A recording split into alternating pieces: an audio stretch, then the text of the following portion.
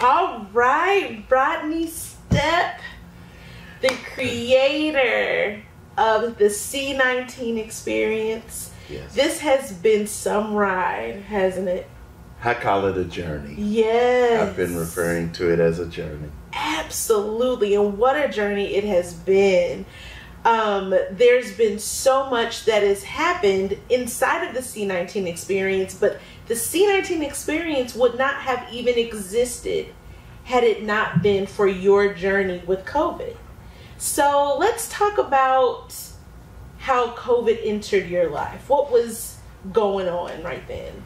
You know, it's hard to say, Rashida, because it's like I was a perfectly healthy guy. Mm-hmm. I was working 24/7, doing what I do, as everybody that knows me knows that I'm a workaholic. Mm-hmm.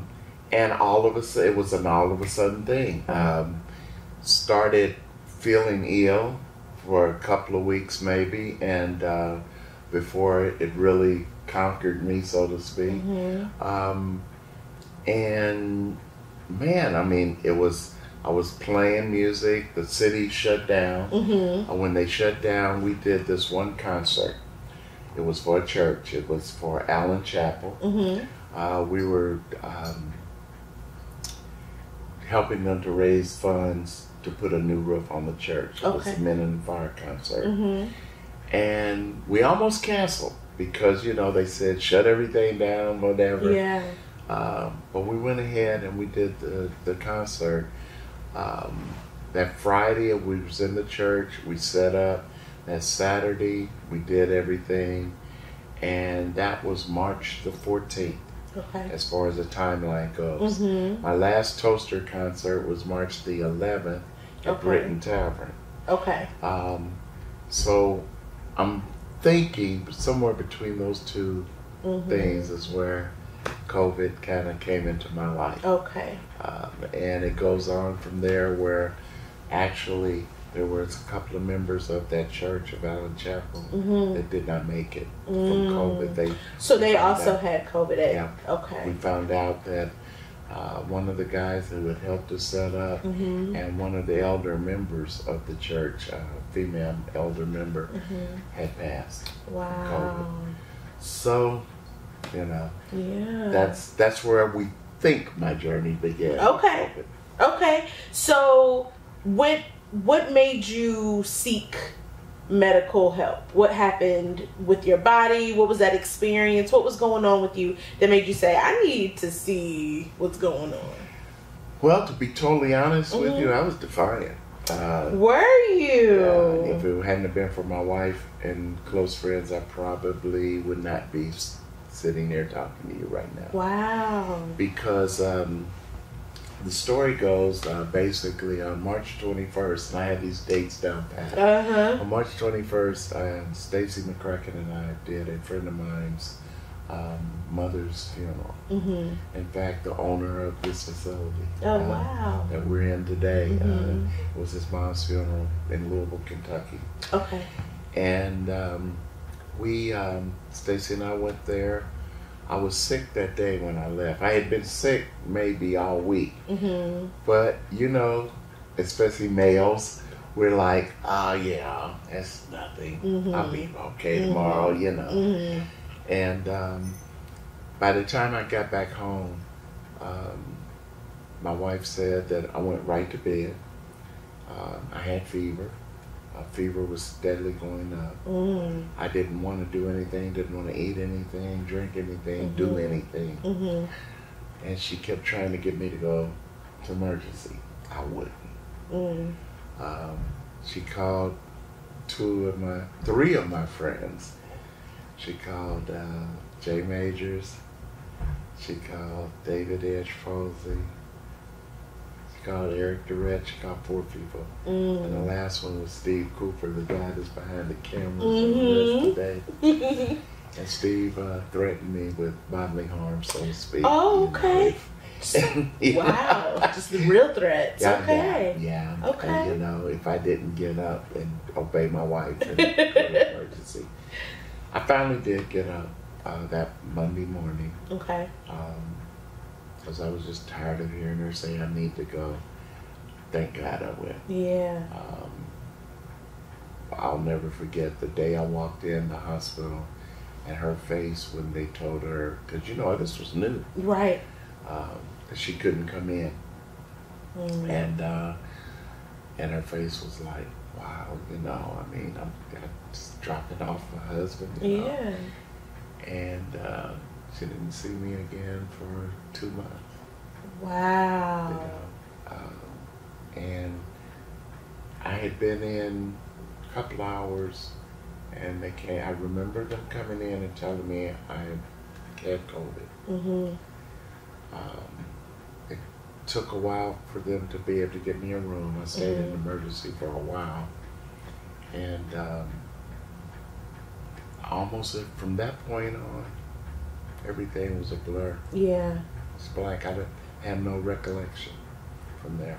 Well, thank goodness that you had such an amazing and incredible support system around you, because we have heard all the rest. All of the holes have been filled by your amazing team at IU, the healthcare workers, the chaplain. Everyone has filled in the holes, and it has been an amazing story of doctors doing what they do, of people doing their best, but more than anything, of God doing what He does. It's all about God. Yeah, and working through His people God to make sure that you are here sitting in this chair today, and you're able to produce the C19 experience for the greater good.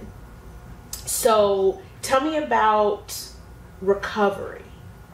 Tell me about what it was like when you woke up, once you realized what was going on, leaving the hospital. Tell me about that journey.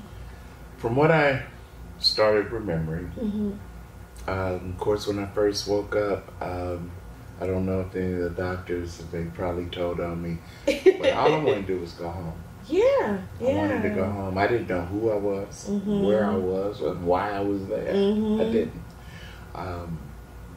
But I knew I wanted to go home. Yeah. If it hadn't have been the staff, the hospital staff became my family. All the nurses, doctors, everybody, because couldn't be in touch with anyone. Yeah. And they really, really were there to support my journey, you know, the comeback. And that's what I call it too, is a comeback. The comeback, yes. Truly a comeback. Yeah. You know, it was like, oh man, what an experience. Each day was a milestone. It was something different. Whether it was being fed through a tube through my nose down to my esophagus, or whether it was they were teaching me how to swallow again. They would actually bring in an x-ray machine and bring in a pudding and some crackers or something, or graham crackers, and have me chew this, swallow it, and have me watch it. So you could see what was happening. To see what was going on. Wow. So I would learn how to, if it went down the wrong side, how to get it back up, how to cough it up. Wow. Yeah. It was, I was telling the story out to a friend of mine just the other day, and I still have the box. I have those stretchy things, you know, that they use. I have coins, I have putty, all the things to get my hands and my motor skills back. Because I couldn't even grab a penny.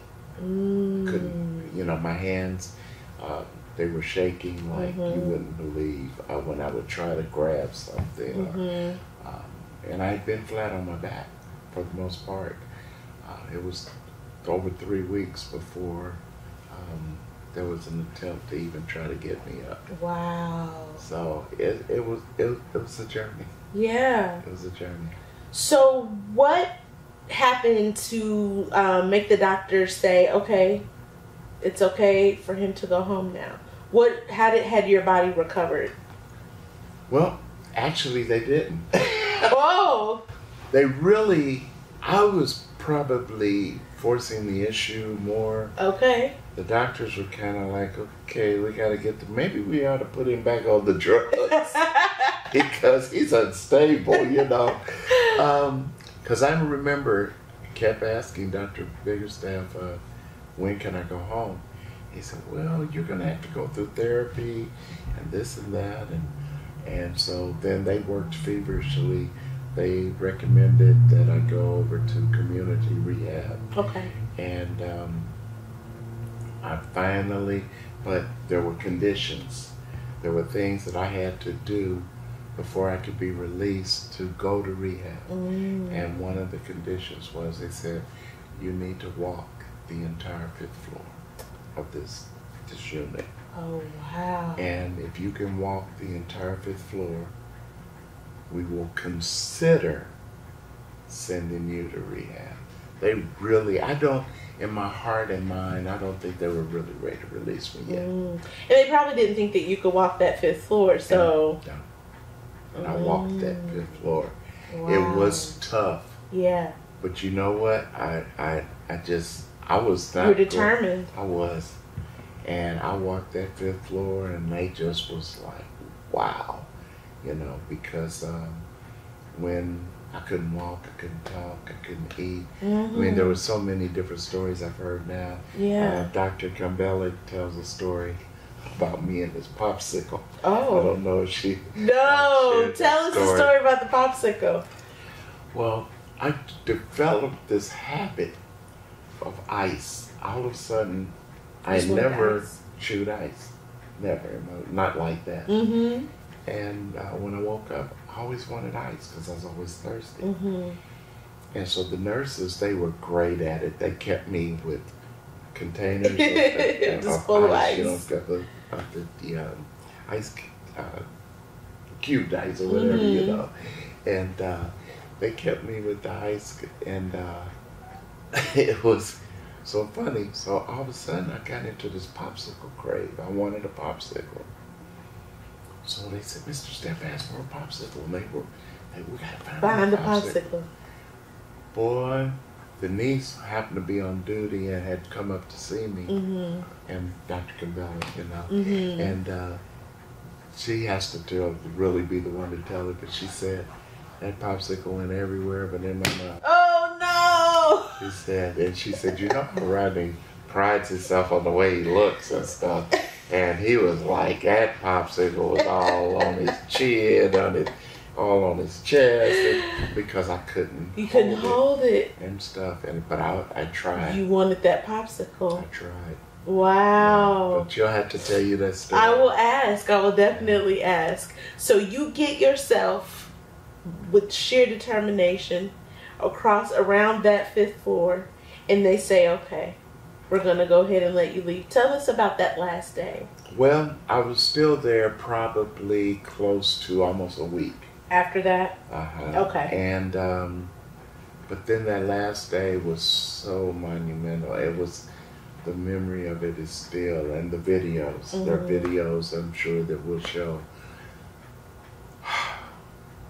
a parade, basically. Wow. Can you imagine? You know, when you're released from hospital like that, you know, you can't, you're either in a wheelchair or you're on the gurney, you know. They had me on the gurney, of course. And they paraded me through the 5th floor. Every unit that I had been in, they took me to every floor. Wow. The ICU, the 5th floor, the 4th floor, and then the last one, of course, was ER. I went through ER. Every time we came out of the elevator, the song from the Beatles, Here Comes the Sun, that's what they played. So they're playing the song, Here Comes the Sun, they're taking me, and then the staff, and on each floor they're lined up and they're cheering and applauding and wishing me well and this and that. And oh man, I didn't know whether to laugh or cry or cheer. Or, I was just so emotionally, you know, just wow, overwhelmed. Yeah. That It was amazing. Yeah. It was amazing. I imagine that being able to see you leave the hospital, and at this point, everyone in the hospital knows who Rodney Stepp is and that he's in the hospital and what's going on. You had a vigil there that was organized by Stacey McCracken, and that a lot of the staff got to participate in. And, you know, I'm sure everyone knew what your state of health was at that time. And bringing people together in that way where they were able to pray together and just work together for a common goal of helping their fellow man, you know, live on this planet, and then to be able to participate in this parade and know that at the end of this parade you were going to be able to leave. I am certain that even though, you know, a lot of love was being showered upon you, you were also giving them a gift of being able to know that the work that all of them had been doing up until that time was worth it. Yes, most definitely. It's you know, they didn't want to tell me a lot of things, and I understand why now, because even today I'm learning things about myself that I went through. And when you have a near-death experience and you're here to talk about it, but you didn't know about it. You know, you learn all these that, wow, organs shut down. I did what? Are you kidding me? You know, it's a journey. You know, and that's all I could keep emphasizing. It is a journey. It is. And, you know, my message to a lot of people is, even to this day, you know, I didn't ask for COVID. Right. Most people didn't ask for COVID, I'm sure. Yeah. You know? But there are things that we can do, including getting the vaccine. Get the vaccine. No, it might not even save your life, but it might not take your life either. And stop playing 50-50 with it. Don't get COVID and then, you know, see what's going to happen. No, so at least get the vaccine. Slow it down, whatever. People ask me all the time, well, you had it, antibodies, blah, blah, this and that. Why are you getting it? Hey, I don't want this again. Right. And whatever they manufacture, I'm getting it. When they have the boosters, I'm going to be the first one inquiring about it, because I'm sure there's going to be a booster, just like flu shot. You know, excuse me. So, no, I'm an ambassador for COVID as far as the vaccine, and you know, I really don't like to even use the word COVID. That's why everything has been C. It's my single that I did, the jazz single that my first song I wrote when I got out of the hospital is C19. My this experience is the C19Experience. I'm not going to give in to that, to the powers of that word. We're going to conquer that. We're going to defeat it. Yes. You know? And speaking of that, the journey continues, right? Yes, it does. You have gone through all of the things that could possibly happen, you know, because of COVID. You have gone through recovery and being able to leave the hospital, and you are not done. You are still doing stuff. Please tell us about please tell us about the current journey that you're on. Current journey is, first of all, it's you know, God is directing my path. It's definite. I've conceded. You know, it's like I tease and I say I feel like I know how Noah felt now when he told him build that ark. You know, because I've been obedient ever since I woke up. This has been placed in me. I know that he's directing this, and he wants me to not only bring more people to him, but for people to realize he is God. He is who he is. He's omnipotent. He is God all by himself. He is the reason why I'm the miracle. He provided those doctors their decisions, their hands, their blessings, whatever. He directed all that. And he's directing this because we have gone from me coming out doing a song to writing a song for the C19 Experience using my C19 Experience crew. Yes. The song is called No Not Him. We're going to debut it on this show. Exciting. The video. We also are doing a gospel concert. It's the C19 Experience Community Gospel Concert. It's free to the public. The donations are for VIP tickets. VIP tickets are $25, but to be able to sit up front and close in a roped-in area. But it's for the donation of for C19. We're going to be gifting and honoring healthcare workers, first responders, and victims of not only COVID victims and survivors of COVID, but even cancer victims and the sea.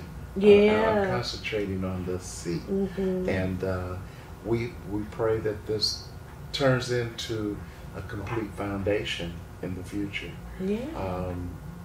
It's wonderful. That's where I'm going with it. And God has been good.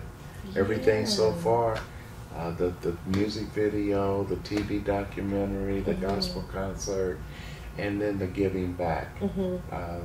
We've been blessed with some great sponsors and and then of course WHMB 40, who's allowing us to air this on their station. I mean, what can we say? Yeah. This has been a blessing. What an incredible journey, and thank you so much for sharing it with us. I would love to know what your message would be to folks who are watching, who, maybe didn't experience COVID close to them, which there's not that many people who haven't had a close experience with COVID, but maybe they haven't. Maybe they're resisting wearing masks or social distancing or whatever any of the precautions are, even though the numbers of deaths and people contracting aren't as high as they were in March and over that summer of 2020. People are still contracting COVID. People are still dying of COVID. So as a survivor, what would you say to folks watching now about what you would love to see happen in the future? First of all, my first advice would be study, do your research, do your own homework first before you come to an opinion or one of your social views or this and that. Get the politics out of it. Listen to your healthcare professionals, your scientists. Go in that direction first, because the politics have gotten so involved in it that's why we're removing the mask. If you were to ask me right now, did we remove the mask too soon? I would say yes. Should we still be wearing masks? I would say yes. But I know the pressures from the people. I've also experienced a lot of people for various reasons who have not had anyone that they were close to that got or contracted this disease or virus. Excuse me. That contracted this virus, that they hadn't had any personal loss. And so they look at things in a different way. Yeah. I say this virus is deadly. It takes no prisoners. It has no friends. So do the right thing. Get the vaccines. Stop fighting it. When it's time, if it's time to put the mask back on, put them on. Sanitize, wash your hands, do all the things. Don't stop I have a bottle of sanitizer, a little small bottle I keep in my pocket. When I go certain places, I wear my mask. Grocery store is one of the most important places. Yeah. People touching everything, this and that. Carts, I wipe down everything. That's what they should be doing. Yeah. I know a lot of people will be, reluctant, but you don't want this disease. You do not want this virus. And the things that it can do to you, as you heard from some of the medical staff that worked on me. No. So be proactive, not reactive. Yeah. And think about where you want to be a year from now. Yeah. Yeah, that's great advice. I almost didn't have that chance. Yeah, absolutely. That is wonderful advice. I think one of the main themes of everyone that we've talked to throughout this journey, throughout this C19 experience, it has been a reoccurring theme of us taking care of each other as people. And caring about each other and going an extra mile and being just inconvenienced in the smallest way if we have to be to take care of each other. So hopefully, even if people are struggling with empathy in this situation, if they see this broadcast here, they'll be able to see that what we do, we're all connected, and what they do affects their fellow humans. And this is an extraordinary journey to share with the world. So thank you so much for being obedient and building this arc called C19 Experience. That's my arc. That's your arc. C19 Experience. We're gonna put it right on the arc. On the side of the arc. Break that bottle of champagne and send her off into the world. And thank you for being obedient and doing that and dropping that pebble in the pond and creating all of the beautiful ripples that I'm sure is going to come from this, and lives will be changed. So thank you so much for following directions. And thank you for being a big part of the C19 Experience. It's been my pleasure. We definitely appreciate you. Thank you so much.